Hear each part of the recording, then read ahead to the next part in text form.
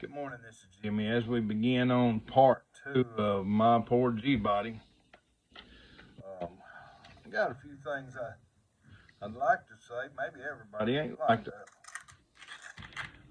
As I look at something, rust, I always underestimate rust damage. So when you go into rust damage, maybe you're trying to tell somebody, well, I can fix this and I'll charge this much or that much. Well, be careful. You might be saying, oh, my G-body. You might wind up with something that is way out there. I was talking to somebody and they said, well, what's your plan on that rust repair? How have you got that plan? I said, well, I planned for it to go smooth. But I used to work at APAC, and they said that stands for all plans are subject to change. Well, it's the same way with rust, because you can have a plan, a simple plan, maybe even what you're going to do on the finish, the finish of it. But while you're in the middle of it, you're flying by the seat of your pants. The main thing you need is to be able to bring the rust out, and then when you repair it, you're digging a hole, and then it's not like replacing the dirt. I mean, you dig all that rust out, you have to replace it with structure, and the structure, as I always say, needs to be as strong or stronger.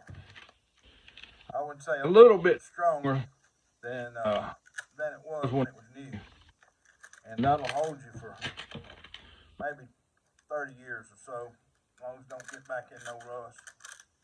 But just to have a plan on how you're going to repair something is a good idea. You should have some sort of a plan. Say a failed plan's a plan to fail. But when you get in there, you're going to have to use some fabrication. Is that word, to where you pull it down and you see where you're at, and you have when you get to the depths of the rust, get down into that place, then the plan begins. All right, well, we're going right along. I'm cutting some straps for this to shave it and sand it, and we'll go on into the process. All right, I don't know if you can see what we got going on here. We cut this out right here, cut all the bracing out of it so we can get to it.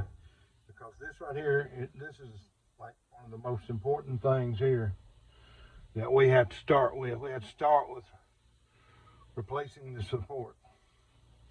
So as I worked in the back, I've got some 1x1 angle across the back, 1x1 angle across here, tied into this repaired wheelhouse, and I've run this in, angle in, and tied it back into here, and put me some spot weld holes so I can run a good spot weld in there, run the weld across here.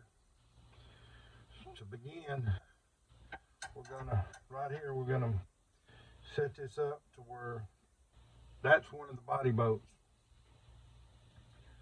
And we get that body setting back up here with a little bit of strength. Then we can worry about the sheet metal. So let's begin putting a little more structure in.